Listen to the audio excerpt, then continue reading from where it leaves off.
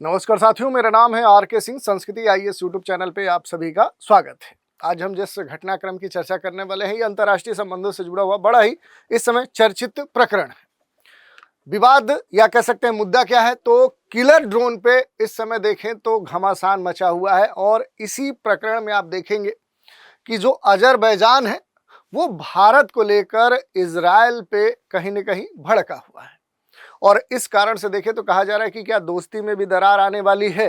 तो इसी पूरे घटनाक्रम की चर्चा करेंगे और इसमें खास तौर पे देखें तो भारत को विलेन बनाया जा रहा है।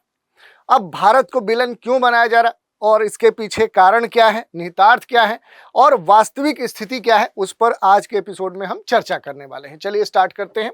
सबसे पहले हम न्यूज़ की बात करेंगे कि आर्मेनिया, अजरबैजान और भारत के बीच में जो एक स्थिति घूम रही है और इसमें जो किलर ड्रोन है, ये जो एक महत्वपूर्ण विषय बना हुआ है। और इसी कारण से डिप्लोमेटिक स्तर पर देखें तो एक चक्रव्यूह बनने की स्थिति देखने को मिल रही है।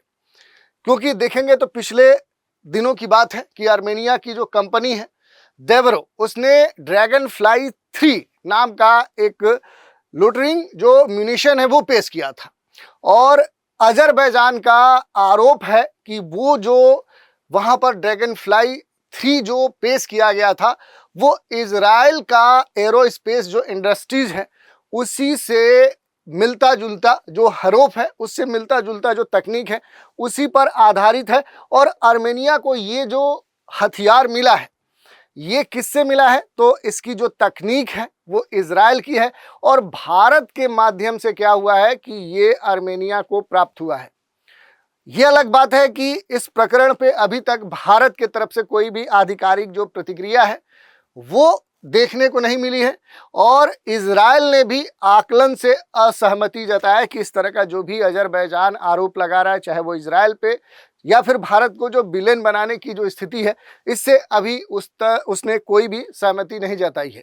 और ये मुद्दा खास इसलिए भी हो जाता है कि मुद्दा ऐसे समय उठा है जब इजराइल अजरबैजान जो सहयोग है वो मजबूत हो रहा है। और इस कारण से देखेंगे तो स्थिति इस समय काफी खतरनाक दिखती मिल रही है। क्योंकि अगर हम थोड़ा सा इसकी बात करें कि जो भी लोइटरिंग जो म्यूनिशन की बात की जा रही है ये क्या है, तो ये जो होता है ये एक महत्वपूर्ण तौर पे देखेंगे जो ड्रोन है। और ड्रोन के अलावा अगर आप बात करेंगे तो दूसरा क्या है कि जो मिसाइल है, दोनों बातें यहाँ पर देखने को मिल रही है कि मिसाइल और ड्रोन का एक मिला जुला कह सकते हैं कि स्वरूप है।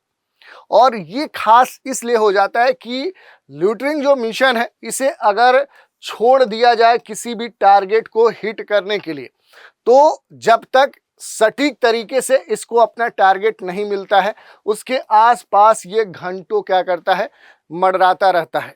निगरानी करने में ये सक्षम है और जब इसे उपयुक्त अपना टारगेट मिल जाता है तो ये क्या करता है, उससे टकराकर उसे विस्फोट कर देता है। तो रडार और एयर डिफेंस जो सिस्टम है उसके लिए भी देखें तो ये काफी घातक माना जाता है। और इसी कारण से देखें तो इस समय इस पर एकदम से बवाल मचा हुआ है। अगर हम बात करेंगे तो ये 9 घंटे तक हवा में क्या कर सकता है, ये मंडराते रह सकता है। और लगभग 1000 किलोमीटर से अधिक का ऑपरेशनल जो रेंज है, ये सोर्स के अनुसार कहा जाता है कि इसकी रेंज इतनी है, लगभग 20 से 25 किलोग्राम जो वारहेड है उसके वहन करने की क्षमता है। कमांड पोस्ट जैसे जो उच्च हाई वैल्यू वाले जो लक्ष्य हैं उन पर ये पूरी तरह से सटीकता के साथ वार करता है। इस कारण से आप देखेंगे कि ये बड़ा चर्चा में, और 2020 का नागोर्नो काराबाख जो कॉन्फ्लिक्ट हुआ उसमें इसका व्यापक जो उपयोग है वो हुआ। और इस कारण से देखें तो अब क्या हो चुका है कि विवाद शुरू हो गया है। क्योंकि आर्मेनियाई जो कंपनी है उसके द्वारा जो भी ड्रैगन फ्लाई 3 इस नाम का जो लोइटरिंग म्यूनिशन पेश किया गया है, इसके संदर्भ में अजरबैजान ने आरोप लगा दिया है कि ये जो घातक हथियार है ये इजराइल के घातक हथियार हार्पोप की पूरी तरह से कॉपी है, कॉपी पेस्ट है। और दावा ये भी किया गया कि ये जो तकनीक आर्मेनिया के पास आई है वो इजराइल के द्वारा दी गई है और भारत के माध्यम से आई है कि भारत का जो मेक इन इंडिया पहल है उसी के हिसाब से भारत के माध्यम से आर्मेनिया को प्राप्त हुई है। और अब ये जो विवाद है ये तेजी से बढ़ते जा रहा है और इसी कारण से आज हम इसकी चर्चा भी कर रहे हैं। अगर हम इजराइल अजरबैजान में ड्रोन को लेकर हो रहा जो विवाद है उसकी अगर हम चर्चा करें तो भारत के एक हथियार को लेकर इजराइल और अजरबैजान के बीच में जो तनाव है वो लगातार बढ़ता जा रहा है। इजरायली मीडिया के रिपोर्ट्स में ये दावा किया गया है कि ये सुसाइड जो ड्रोन है इसकी बिक्री को लेकर अजरबैजान और इजराइल से बहुत ही नाखुश है। ये सुसाइड जो ड्रोन है ये अमेरिका को बेचा गया है और दावा किया गया कि ये जो ड्रोन है ये भारत ने ही आर्मेनिया को दिया है और ये ड्रोन इजरायली जो हरूफ है उसी के जैसा सेम कॉपी टू कॉपी दिखता है। और इसी को लेकर देखें तो भारत के ऊपर खास तौर पे ये आरोप लगाया जा रहा है, भारत विलेन बनाया जा रहा है कि भारत ने इससे इजरायली टेक्नोलॉजी को तैयार करके आर्मेनिया को दिया है। तो इस कारण से देखें तो ये जो मसला है ये लगातार बढ़ रहा है। मिलिट्री से जुड़े हुए जो भी लोग हैं उनका ये कहना है कि ये जो स्ट्रेटेजिक जो जोन है, जो ड्रोन और मिसाइल का मिला जुला स्वरूप है, जो काफ़ी खतरनाक माना जाता है, अब इससे अजरबैजान को बड़ा आने वाले समय में जो खतरा है वो आर्मेनिया से हो सकता है। और इसी कारण से देखेंगे तो अजरबैजान परेशान है और इसको लेकर लगातार जो आपत्ति है वो जता रहा है। तो इसी कारण से देखें तो ये मसला चर्चा में है। कई सारे जो रिपोर्ट्स हैं उसमें भी इसका उल्लेख है। जैसे देखिए यॉर्कटाउन इंस्टीट्यूट की बात करें तो वो कह रहा है कि अगर भारत ने ऐसी कोई भी टेक्नोलॉजी लीक भी की है तो अजरबैजान जरूर समझ जाएगा कि ये इजराइल का जानबूझकर किया गया कदम नहीं था, क्योंकि आर्मेनिया को मिलिट्री जो टेक्नोलॉजी है वो ट्रांसफ़र यरूशलेम के लिए उतना ही खतरनाक है जितना अजरबैजान के शहर बाकू के लिए या उसकी जो राजधानी है बाकू उसके लिए, क्योंकि आर्मेनिया के तेहरान के साथ जो संबंध है वो अच्छे हैं। यही नहीं, दूसरा जो एक महत्वपूर्ण रिपोर्ट है इजरायली डिफेंस जो इंडस्ट्री के एक सीनियर अधिकारी है उनका ये कहना है कि जो भी टेक्नोलॉजी है उसकी जानकारी भारत से आर्मेनिया तक पहुंची है। इसके साथ ही उन्होंने ये भी दावा किया अजरबैजान इसको लेकर बहुत नाखुश है, क्योंकि आर्मेनिया के पास ऐसे स्ट्रेटजिक जो साधन है वो होने से अजरबैजान की जो सुरक्षा है वो खतरे में हो सकती है। तो इसी कारण से देखेंगे कि यहाँ पर जो स्थिति है वो इतना खींचातानी मची हुई है। अजरबैजान की अगर हम प्रतिक्रिया की बात करें कि इस पूरे मसले पर जो अजरबैजान है वो लगातार बातें कर रहा है और इस पर अब इजराइल के ऊपर लगातार वो इस तरह के आरोप लगा रहा है और इसमें भारत कहीं ना कहीं खींचा जा रहा है, क्योंकि यरूशलेम पोस्ट की रिपोर्ट में अजरबैजान के जो भी मिलिट्री सोर्स हैं उनके हवाले ये कहा गया कि अजरबैजान दुनिया के कुछ सबसे एडवांस जो इजरायली डिफेंस सिस्टम है वो चलाता है और अच्छी तरह समझता है कि टेक्नोलॉजी का फैलाव कैसे काम करता है। दूसरी बात, बाकू यानी कि अजरबैजान की जो राजधानी है, जो सरकार है वो कहती है कि इजराइल ने आर्मेनिया को ये क्षमता नहीं दी है। इसके उलट सुझाव देने में सिर्फ उन्हीं का फ़ायदा होता है जो ऐसी जगह टकराव पैदा करना चाहते हैं जहां पहले से कोई टकराव न हो। और ये रिपोर्ट ऐसे समय आई है जब कह सकते हैं कि दोनों देशों के बीच के जो भी रिश्ते हैं वो कहीं ना कहीं मजबूत हो रहे थे और अब कहा जा रहा है कि इससे जो स्थिति है और भी खराब हो सकती है। अगर थोड़ा सा विवाद के हम अन्य जो आयाम हैं उनकी अगर बात करें तो इसका जो संबंध है वो आर्मेनिया अजरबैजान के बीच में जो लंबे समय से जो एक प्रतिद्वंदता देखने को मिलती है, एक तरह से देखें तो ये दोनों पड़ोसी देश हैं। अजरबैजान और आर्मेनिया ये दोनों क्या नेबरहुड कंट्री हैं, लेकिन क्षेत्रीय रूप से देखेंगे तो यहाँ पर एक महत्वपूर्ण जो क्षेत्र है नागोर्नो जो कराबाख, उसको लेकर लंबे समय से एक दूसरे से तानातानी या तनाव इनके बीच में देखने को मिलता है। जैसे क्षेत्रीय रूप से देखेंगे नागोर्नो जो कराबाख है इसका जो क्षेत्र है लगभग यहाँ की 95% जो पॉपुलेशन है, जो आबादी है वो जाति रूप से देखेंगे तो आर्मेनियाई है। लेकिन अगर हम बात करेंगे कि नियंत्रण की तो इन्हीं आर्मेनियाई जो मूल के निवासी है उन्हीं का अधिकार इस नागोर्नो कराबाख पे है। लेकिन अंतर्राष्ट्रीय स्तर पे देखेंगे तो ये किसका हिस्सा माना जाता है, तो अजरबैजान का हिस्सा माना जाता है। और धार्मिक स्थिति से भी देखें तो जो आर्मेनियाई देश है ये क्या है, मूल रूप से आप देखेंगे ये ईसाई जो बहुल देश है उस रूप में जाना जाता है, जबकि जो अजरबैजान है ये क्या है, ये एक इस्लामिक कंट्री है। और घरेलू स्तर पे देखेंगे जो भी डोमेस्टिक पॉलिटिक्स है, दोनों देशों के जो नेता हैं उन्होंने अपने अपने राजनीतिक हितों को ध्यान में रखते हुए इस नागोर्नो जो कराबाख मुद्दा है, इसको हमेशा हवा दी है।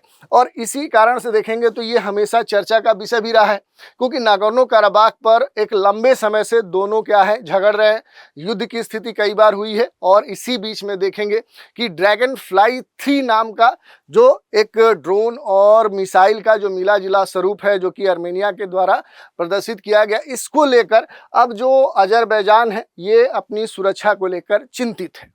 अब यहाँ पर अगर हम इजराइल और अजरबैजान के संबंधों की बात करें तो चाहे वो ऊर्जा की बात हो, सबसे खास बात क्या है कि ऊर्जा हो, और उसमें भी चाहे वो तेल की बात हो या वो गैस की बात हो, रक्षा सहयोग की बात हो, तो दोनों आपस में इन कह सकते हैं क्षेत्रों में आपसी जो एक संबंध है वो विकसित कर रहे हैं। आरोपों से देखें तो क्या हो सकता है कि जो दोनों देशों के बीच में एक द्विपक्षीय जो विश्वास है वो कहीं ना कहीं डिग सकता है, कमजोर हो सकता है। यद्यपि आधिकारिक स्तर पे अभी भी संबंध मजबूत दिख रहे हैं, लेकिन इन आरोपों से जो स्थिति है वो और भी खराब हो सकती है।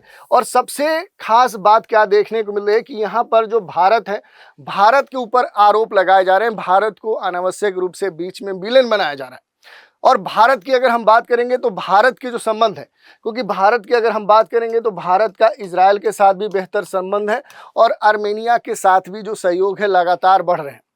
भारत का इजराइल के साथ देखेंगे तो महत्वपूर्ण तौर पे जो भी रणनीतिक जो भी साझेदारी है, तकनीकी साझेदारी है, सैन्य साझेदारी है, वो मजबूत है। और किसी भी टेक्नोलॉजी के ट्रांसफर या री एक्सपोर्ट पर एंड या यूजर जो इंटीग्रेट है उसकी अगर बात करें, उस पर अगर कोई एग्रीमेंट हो रहा है, जो भी निर्यात नियंत्रण जो नियम है वो महत्वपूर्ण होते हैं। तो ऐसा नहीं कि भारत इस तरह का कोई भी इस तरह का कृत्य किया है जिस कारण से अजरबैजान भारत को कहीं ना कहीं इस पूरे मसले में खींच रहा है।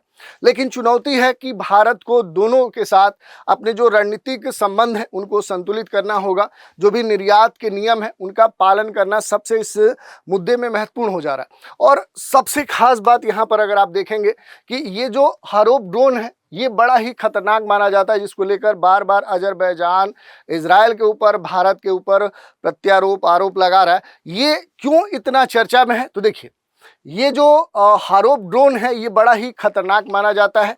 और ये जो है, ये कंपनी जिसने ड्रैगन फ्लाई 3 आर्मेनिया की इसको प्रदर्शित किया है, तो इससे कहीं ना कहीं देखें तो जो टेक्नोलॉजी ट्रांसफ़र की बात है कि बाद में अगर इस तरह की किसी भी टेक्नोलॉजी का ट्रांसफ़र इजराइल के माध्यम से भारत के थ्रू आर्मेनिया को हो रहा है, तो इससे क्या होगा, इससे और जुड़ी हुई जो टेक्नोलॉजी है वो आर्मेनिया को प्राप्त हो सकती है।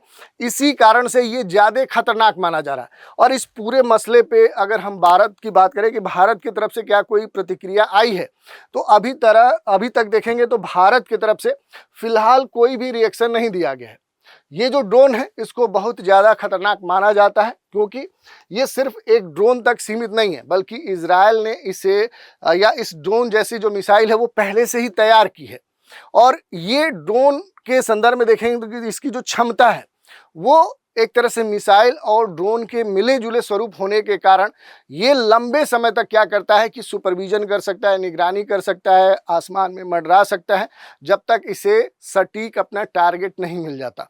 तो घंटों तक जो एक निगरानी करने की बात की जा रही है, क्योंकि ये एकदम से शिकारी पक्षी की तरह तब तक उड़ते रहता है जब तक कि इसका टारगेट सही तरीके से इसे मिल नहीं जाता। और यही नहीं, ये रडार स्टेशन या टैंक तक को क्या करता है, चकमा दे देता है या फिर उन्हें हिट करके नष्ट कर देता है।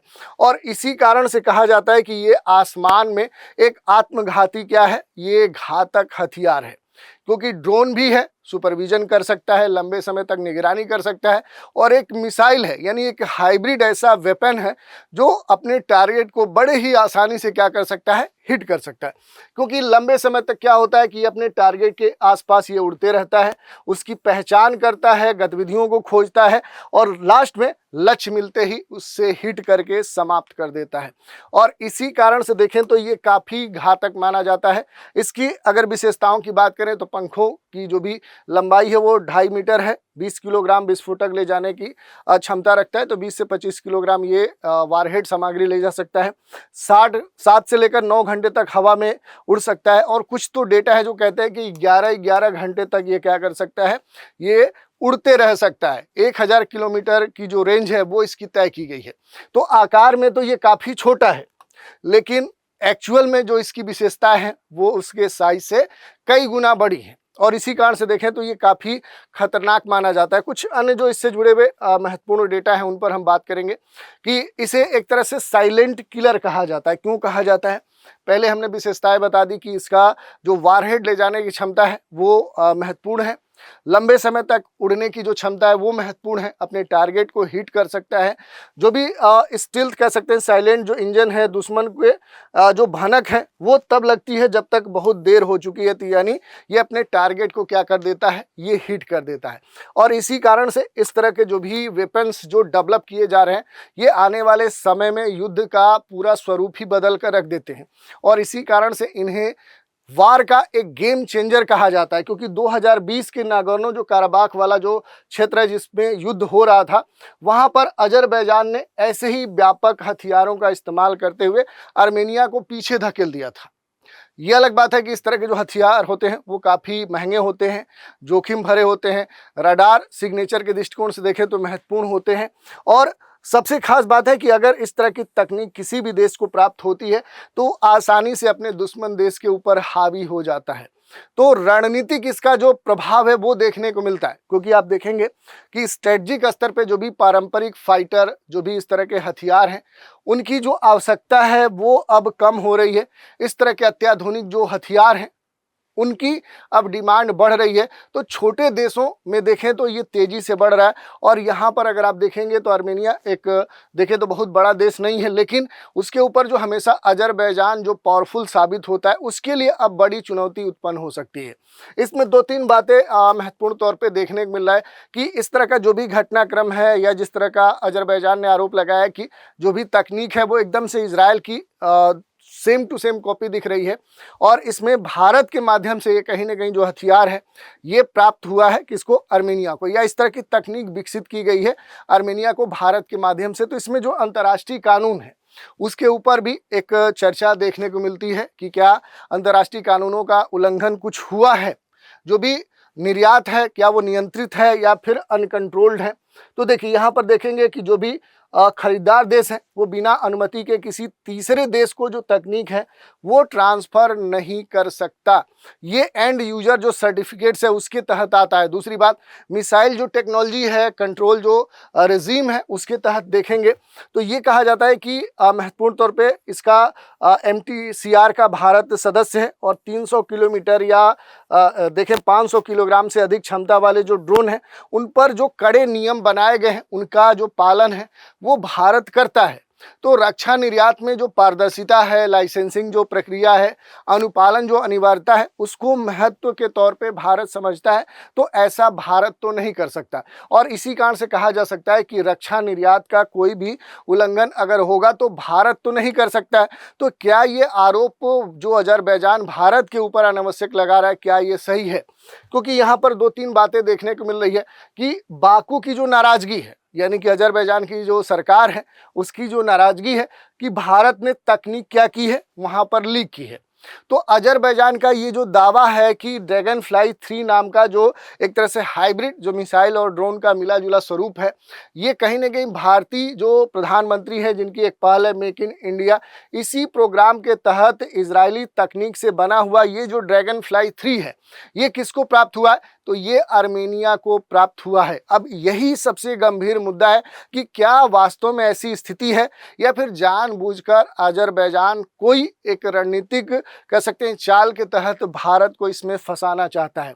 तो देखिए अगर यहाँ पर देखेंगे तो जो बात बाकू के तरफ से कही जा रही है कि इस तरह की बातें हैं, ये एक बड़ी ही गंभीर कह सकते हैं कि स्थिति भारत के लिए उत्पन्न कर दे रहा है कि भारत की इसमें जो संलिप्तता है वो है या नहीं है, लेकिन अनावश्यक तौर पे उसके ऊपर आरोप लगाए जा रहे हैं। और भारत के लिए देखें तो अब इसी कारण से ये जो पूरा मसला है ये महत्वपूर्ण हो जाता है, चाहे वो रणनीतिक दृष्टिकोण से देखें, चाहे हम काउंटर ड्रोन इकोसिस्टम के दृष्टिकोण से देखें, रिसर्च डेवलपमेंट और जो भी आत्मनिर्भरता है, क्योंकि मेक इन इंडिया जो पहल है उस पर प्रश्न चिन्ह खड़े किए जा रहे हैं, डिप्लोमेटिक जो कोलेब्रेशन है उस पर प्रश्न खड़े किए जा रहे हैं। तो एक एक करके थोड़ा सा हम बात करेंगे। देखिए सबसे पहली बात की जो एक शक्ति संतुलन की बात कही जा रही है, क्योंकि यहाँ पर आप देखेंगे रणनीतिक जो एक संतुलन है, क्योंकि इजरायल और आर्मेनिया दोनों के साथ जो संबंध है वो एक तरह से संतुलित करना सबसे महत्वपूर्ण बात हो जाती है। और यहाँ पर कहा जा रहा है कि जो भारत है, भारत के जो संबंध हैं वो इजराइल के साथ विभिन्न सेक्टर में पहले से बने हुए हैं। दूसरी तरफ देखें तो जो भारत है ये इजराइल और आर्मेनिया दोनों के साथ जो अपने संबंध हैं उनको बेहतर बनाना चाहता है। तीसरी बात कि यहाँ अजरबैजान और इजराइल के बीच में हाल ही में देखें तो ऊर्जा और विभिन्न सेक्टर में जो संबंध हैं वो पहले से बेहतर हो रहा है। तो फिर क्या दिक्कत हो गई, ये एक सबसे महत्वपूर्ण बात है। और इसमें भारत को अपना जो एक कह सकते हैं पावर है वो बैलेंस करने की ज़रूरत है। दूसरी बात जो कही जा रही है कि यहाँ पर R&D के संदर्भ में कि रिसर्च एंड डेवलपमेंट और जो आत्मनिर्भरता है, क्योंकि स्वदेशी जो लॉइटरिंग जो म्यूनिशन है जिसको लेकर लगातार यहाँ पर हो हल्ला मच रहा है, तो आत्मनिर्भर जो डिफेंस है या स्वदेशी रिसर्च एंड डेवलपमेंट जो भी अपनी खासियत होती है किसी भी देश के लिए, तो उसके ऊपर सीधे आरोप कोई भी नहीं लगा सकता, इस तरह की बात कही गई है। और डिप्लोमेटिक जो भी कोलैबोरेशन की बात कही जा रही है कि पारदर्शिता, भरोसा निर्माण या उसका अनुपालन एक महत्वपूर्ण बात होती है। और इथिक्स भी होता है, क्योंकि अगर आप बात करेंगे कि जो भी स्वायत्त जो हथियार होते हैं उन हथियारों पर वैश्विक जो मानदंड है वो लागू होते हैं। तो एस्केलेशन जो रिस्क प्रबंधन है वो मैटर करता है। टेक्नोलॉजी जो गवर्नेंस है, IP या फिर लाइसेंस की बात की जा रही है, जो एक्सपोर्ट क्लाज है उसका कड़ाई से पालन करना हर देश के लिए महत्वपूर्ण होता है। और इसी कारण से देखेंगे तो भारत के लिए जो चुनौतियां हैं वो लगातार क्या होते जा रही हैं, वो बढ़ते जा रही है। और इसमें सबसे खास बात क्या देखने को मिल रही है कि भारत के लिए जो कूटनीतिक चुनौती है कि भारत का जो विश्वास है वो इजराइल के साथ बनाए रखना सबसे बड़ी चुनौती है। जो तकनीक का मूल सोर्स है, छवि भी अपनी बचानी है कि रक्षा निर्यात के संदर्भ में जो एक ट्रांसपेरेंट जो छवि है, भारत की जो जवाबदेहिता है, सॉफ्ट जो एक पावर की इमेज है, इस तरह की जो छवि है उस पर कोई दाग भी ना लगे।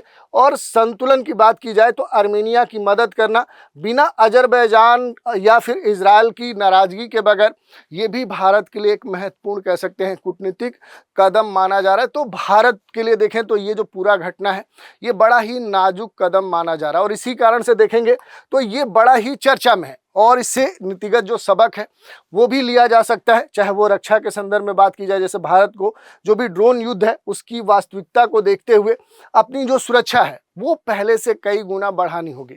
दूसरी बात जो तकनीक है उसकी जो आत्मनिर्भरता है उसके संदर्भ में विदेशी जो तकनीक है उस पर जो निर्भरता है वो कम करनी होगी। तो ओवरऑल हम कह सकते हैं इस पूरे घटनाक्रम के संदर्भ में कि यहाँ पर जो भी इजराइल है, इजराइल का इनकार देखने को मिल रहा है कि जो भी आरोप है उनको उसने खारिज किया है। और भारत अभी भी कोई इस पर अपनी ऑफिशियल जो प्रतिक्रिया है, आधिकारिक जो भी स्टेटमेंट है वो नहीं दे रहा है। तो आधिकारिक तौर पे देखेंगे तो कोई सार्वजनिक जो प्रतिक्रिया भारत की तरफ से नहीं दी गई है। तो भारत की जो एक रणनीतिक चुप्पी है इसके भी बहुत सारे मायने निकाले जा रहे हैं। तो इसी पृष्ठभूमि में देखेंगे तो नेतन्याहू या फिर अजरबैजान के जो भी राष्ट्रपति हैं उनके बीच में समझौते जो हो रहे हैं वो कहीं ना कहीं खटास में पड़ सकते हैं। तो ये जो विवाद है ये कई सारे मामलों में देखेंगे तो इस समय क्या हो चुका है, चर्चा का विषय बन चुका है। निष्कर्षतः हम कह सकते हैं कि ये जो डिस्प्यूट है ये केवल एक प्लेटफॉर्म तक सीमित नहीं है, बल्कि तकनीक का जो तेजी से प्रसार हो रहा है उसका जो नियंत्रित या नियंत्रण में जो भी कह सकते हैं ट्रांसफर है या एक्सपोर्ट है उससे जुड़ा हुआ विषय है। और क्षेत्रीय जो संतुलन है उससे जुड़ा हुआ एक व्यापक मुद्दा है और भारत के लिए तो सबसे बड़ी चुनौती है, क्योंकि रणनीतिक जो साझेदारियां हैं उनका संतुलन बनाए रखते हुए नियम आधारित जो भी रक्षा निर्यात है उसको सुदृढ़ करना भारत के लिए पहली प्राथमिकता होगी। और उभरते हुए जो ड्रोन वार है, ड्रोन जो युद्ध है, इस ड्रोन युद्ध के युग में अपनी जो प्रतिरक्षा क्षमता है वो भारत को बढ़ाना होगा। ये भारत के लिए सबसे बड़ी चुनौती है। और भारत को अपने जो भी पालन, जैसे मेक इन इंडिया की ही बात करें तो उसको बढ़ावा देते समय जो वैश्विक निर्यात नियम है, जो भी रणनीतिक साझेदारियां हैं, उनके बीच में एक बारीक जो संतुलन है वो बनाना होगा। तभी क्या हो सकता है कि भारत आने वाले समय में अपनी छवि भी बचा सकता है, अपने संबंधों को भी बेहतर कर सकता है और दुनिया में जो उसकी एक अपनी छवि है उसको बेहतर बना सकता है। क्योंकि आने वाले समय में जो भी ड्रोन युद्ध है ये और क्या हो सकते हैं, आधुनिक हो सकते हैं। और संघर्षों की जो प्रकृति है उसे तो लगातार ये बदल रहे हैं और ये बदलते ही जाएंगे। जो परंपरागत जो युद्ध होता था उसकी पूरी इमेज अब बदल रही है और ये अब आने वाले समय में उसे बदल देंगे। तो तकनीक पर देखें तो ड्रोन जो युद्ध है इनका राज अब देखने को मिलेगा। युद्ध की जो प्रकृति है वो ये अब निर्धारित करेंगे। तो ये पूरा मसला था जिस पर हमने बात की। इसी पर आधारित एक प्रश्न है वो देख लेते हैं। ये जो लोटरिंग जो मिशन है इसके संदर्भ में कौन सा कथन सही है। विकल्प दिए गए हैं। ये लक्ष्य क्षेत्र के लंबे समय तक जो मंडराने की बात है वो देखने को मिलती है। ये केवल निगरानी के लिए होता है या फिर ये ड्रोन और मिसाइल का संयोजन है। इसमें से कौन से कथन सही है ये आपसे पूछा जा रहा है। इसके अलावा इस पर आपके मेंस के भी प्रश्न पूछे जा सकते हैं। ड्रोन युद्ध ने आधुनिक संघर्षों की जो प्रकृति है वो बदल दी है और आर्मेनिया जो अजरबैजान है इनके कंटेक्स्ट में इस स्टेटमेंट का जो एनालिसिस है, विश्लेषण है, वो आपको करना है। तो ये पूरा हमने देख लिया कि आखिर क्यों भारत को विलेन बनाया जा रहा है। जो आर्मेनिया और अजरबैजान का जो ड्रैगन फ्लाई 3 जो प्रकरण है, जो कि एक आरोप है या कह सकते हैं कि ड्रोन और मिसाइल का मिला जुला स्वरूप है, तो इस हथियार को लेकर इस समय क्यों हो हल्ला मचा हुआ है, इसी की हमने चर्चा की। तो आज के एपिसोड में इतना ही। आप सभी हमारे साथ बने रहें, इसके लिए धन्यवाद।